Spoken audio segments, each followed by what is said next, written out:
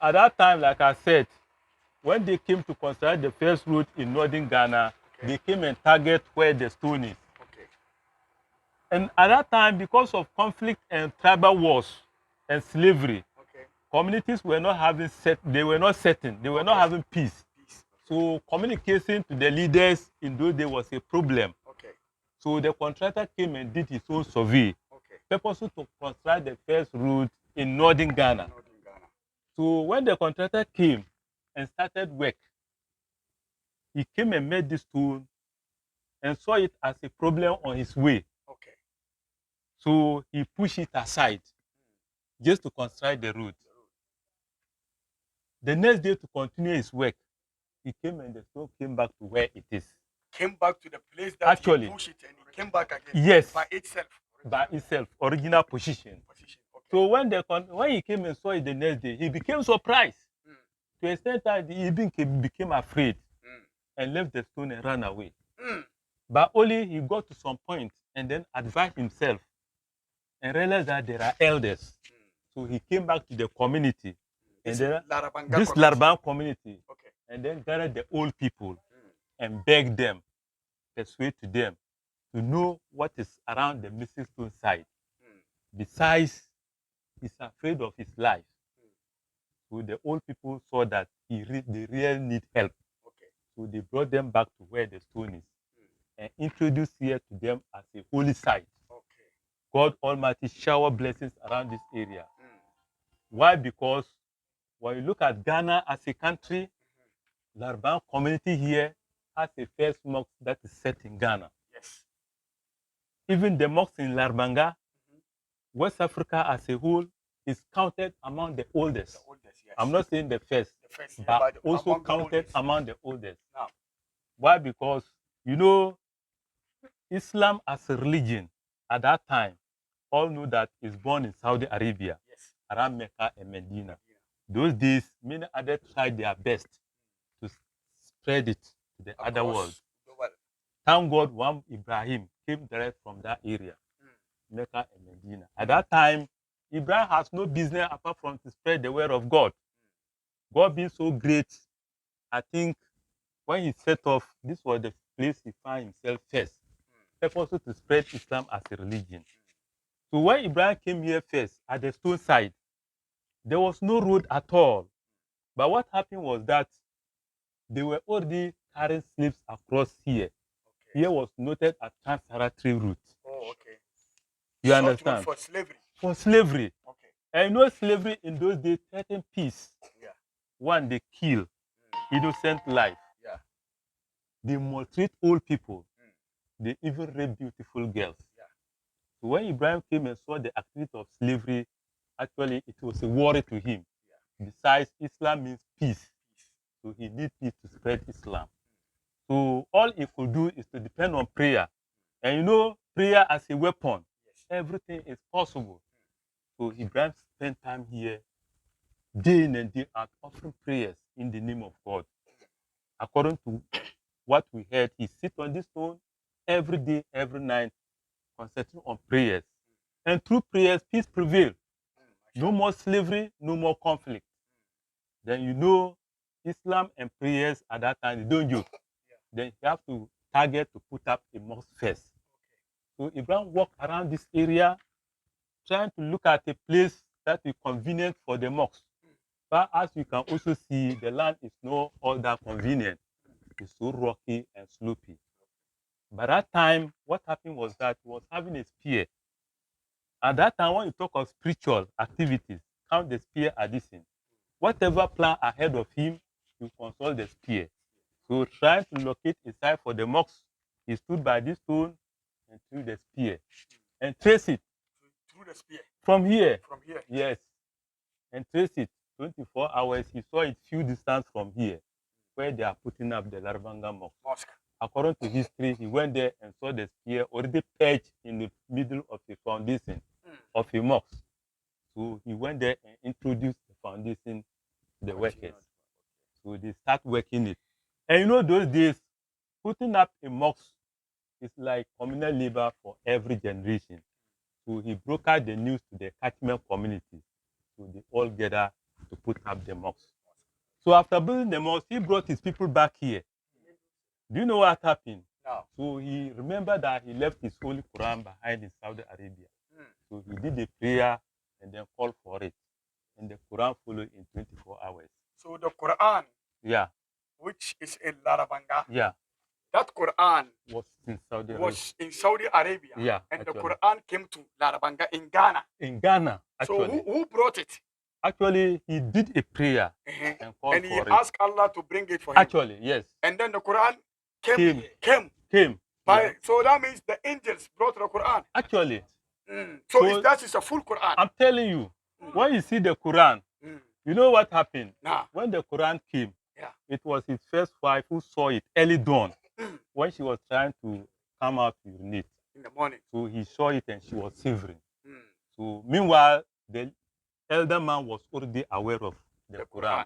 So she called her back and then went outside and performed ablution and brought it inside. So the Quran is still in this. I'm telling you, the Quran as you see it is still in the community, but it's different from this ordinary Quran that you're seeing. What is the difference between the package of the design of the Quran and the package and the container is different from this ordinary Quran, as you can see it.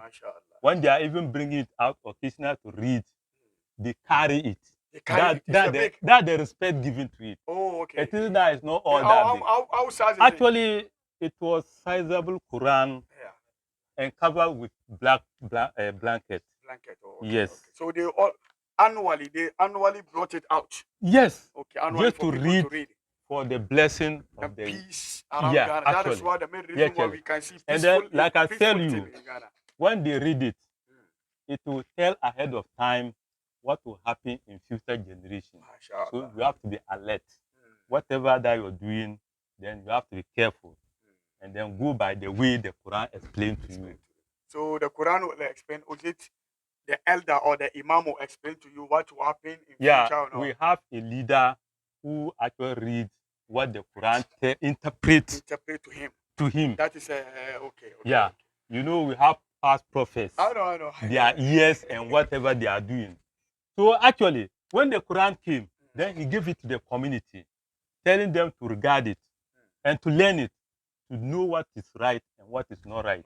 Because the Quran serves as constitution to the whole community. It will tell you what to do and what not to do by reading the Quran. But this particular area, Ibrahim brought them back here and introduced it to them, saying that here, at the stone side, they should take special care of this area. It's a blessing. Whatever that is your challenge, offer prayers in the name of God. But be careful not to cry worries to the stone.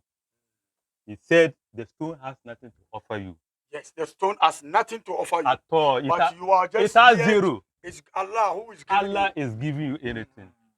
But if you don't know and deviate your cry and deviate and cry worries to the stone, nothing will follow you. Yeah, that is that is shirk. Actually. That is shirk. Yes. If you could remember Rasulullah sallallahu alayhi wa sallam, he kisses the Adar al-Aswad when he goes to Kaaba. Right. So when the time of Umar went to the Adar al-Aswad and Umar said, if I saw Prophet Muhammad kissing it, other than that, this is just a stone. He cannot do nothing to me. Exactly. But I just saw the Prophet kiss it. Exactly. So that is the main reason why I'm kissing it. So Adar al-Aswad cannot do anything to you. It's just a stone. It's just an ordinary stone. This stone, he cannot do anything to you. It's just a stone. But it is just a blessing that when you come in and you go for the prayer. Or it's a sign of a holy site. Exactly. Where you can identify and offer your prayer. Wholeheartedly.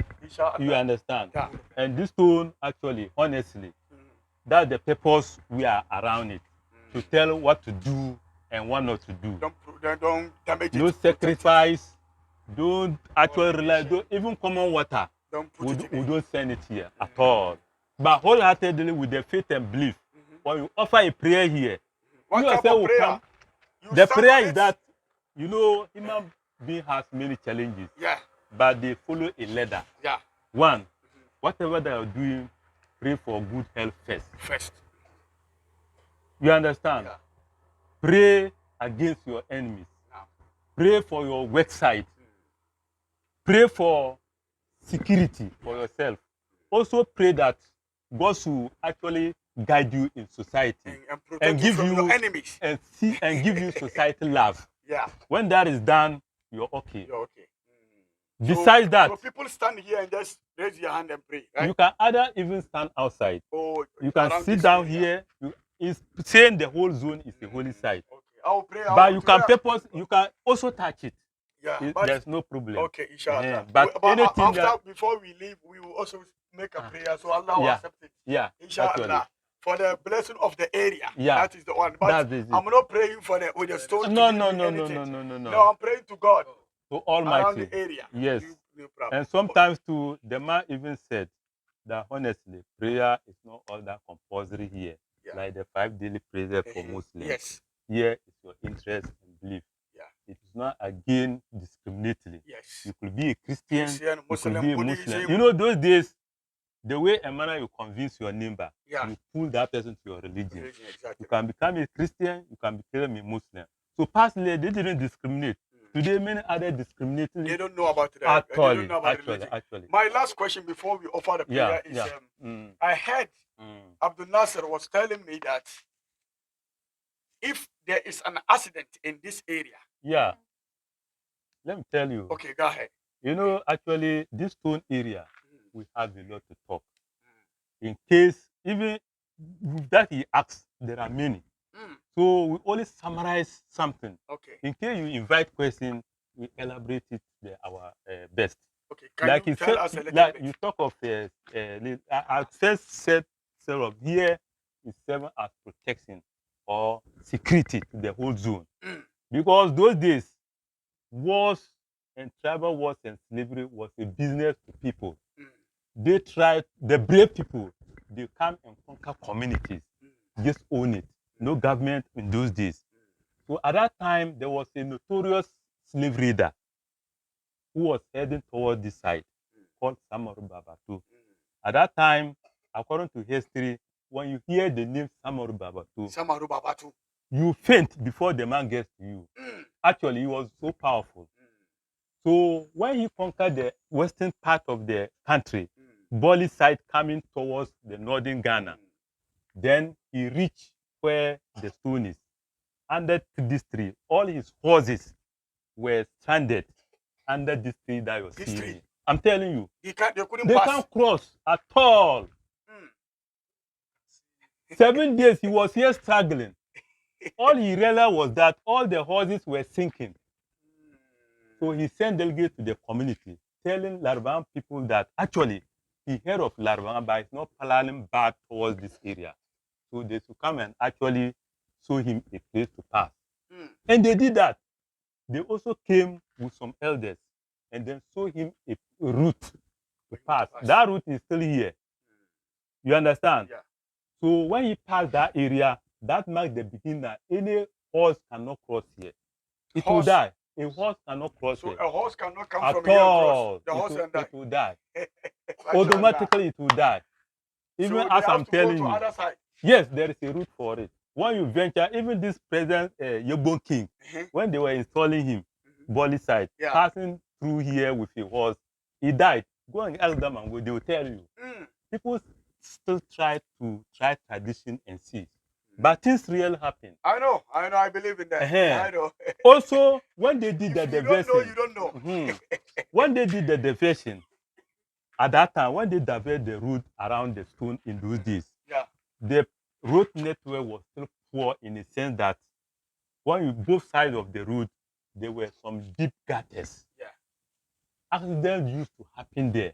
You can't count them. But thank God, they couldn't even record a single death. Single life lost at all. So up to now, no accident in this area can be lost. We believe because we have never seen. Okay. But in real sense, the people have seen, not the community alone. Outsiders who come through the festival. You know, one day, the festival day, here was crowded. At that time, an OSA truck, bus. Yes. Oh, that time we call OSA. OSA. Yes. I know OSA. Just to testify many others to the world, it had an accident here. Collided. The ties were raised. More than 70 people were inside. Nobody died. I'm telling you. Nobody died. I'm telling you honestly. Nobody it's died. That we are marketing here. I know, I understand. Because many others come and witness the distance. All right, inshallah. So as you can see, like I said, it's not long talk. I know. Like if you come here and you don't have time, can we talk all this? No. So whatever that we put here is a summary. It's a summary. You understand? This is just a summary. And next time when we have a chance, we also come for more. Yes. But